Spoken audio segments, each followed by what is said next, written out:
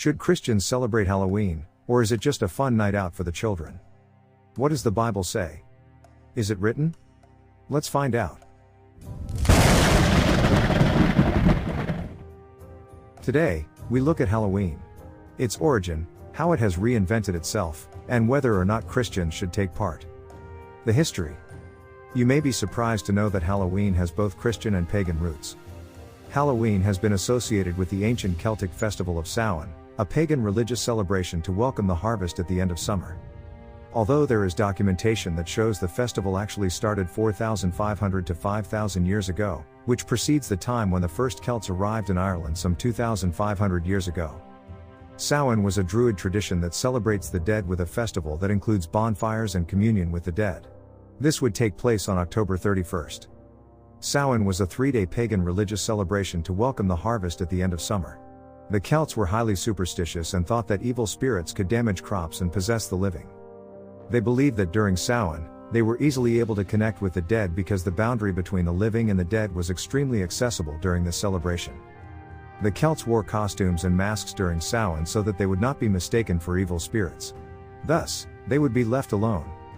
Over time, many of the Celtic traditions were reframed with a Christian narrative in an attempt to capitalize on the popularity of these pagan practices.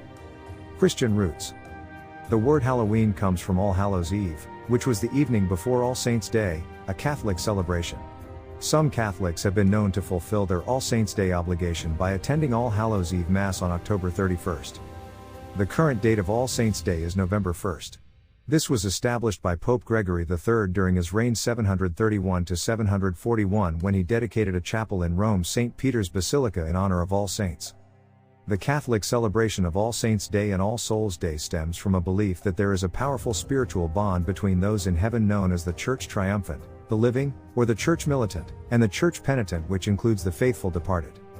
Even though Samhain or Halloween has changed and reinvented itself quite a bit over the last 500 years, some pagan traditions remain the same. Wearing scary costumes. As explained earlier, this was to avoid the confusion of them being mistaken for evil spirits.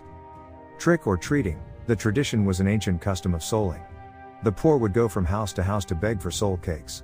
In return for the soul cakes, the beggars would pray for family members who had recently died. Lighting candles and bonfires. For much of the early history of Halloween, bonfires and candles were used to light the way for souls seeking the afterlife. Playing pranks. Samhain, and eventually All Souls' Day, included mischievous pranks. When Irish and Scottish immigrants came to America, they brought with them the tradition of celebrating Mischief Night as part of Halloween. Biblically, even though the Bible doesn't specifically mention Halloween due to the fact that what we know as Halloween was established many centuries after the Bible was written, there are many verses that discuss darkness, death and evil, the topics that are associated with Halloween.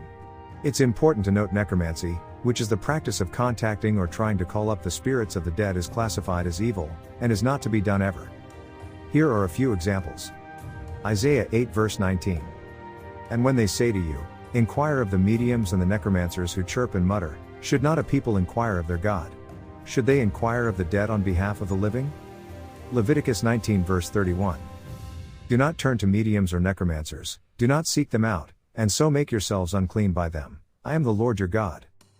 1 Corinthians 10 verse 21. You cannot drink the cup of the Lord and the cup of demons, you cannot partake of the Lord's table and of the table of demons. 1 Thessalonians 5 verse 22. Abstain from every form of evil. John 3 verses 19 to 20. And this is the condemnation, that the light has come into the world, and men love darkness rather than light, because their deeds were evil. For everyone practicing evil hates the light and does not come to the light, lest his deeds should be exposed. 1 Thessalonians 5 verses 21 to 22. Test all things, hold fast what is good. Abstain from every form of evil. So, the question is, should Christians take part in Halloween? There are two schools of thought. Some Christians fall back on these verses.